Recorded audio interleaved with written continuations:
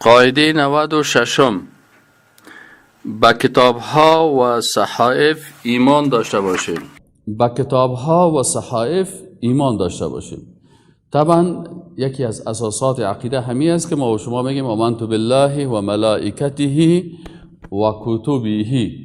پس وقتی که آمنت بالله گفتیم و ملائکه و کتبه، یکی از اساسات ایمان که هست چی است؟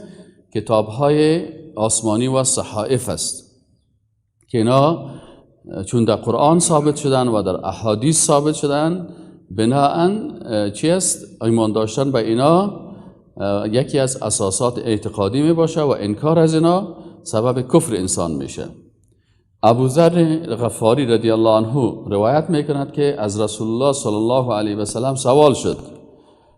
از رسول الله صلی الله علیه و سوال شد که الله چند کتاب فرستاده هست؟ از او پرسان کردند که الله چند کتاب فرستاده؟ رسول الله صلی الله علیه و سلم گفت که 104 کتاب. 10 صحیفه بر آدم علیه السلام، 50 صحیفه بر شیس علیه السلام، 30 صحیفه به ادریس علیه السلام، 10 صحیفه به ابراهیم علیه السلام و تورات و انجیل و زبور و فرقان که ما شما میفهمیم که تورات به موسی علیه السلام است، انجیل به داوود علیه السلام، انجیل به عیسی علیه السلام، زبور به داوود علیه السلام و فرقان یا قرآن عظیم شان به رسول الله صلی الله علیه و سلم نازل شده. پس ما به تمامی از اینا که در قرآن و سنت ثابت است ایمان داریم.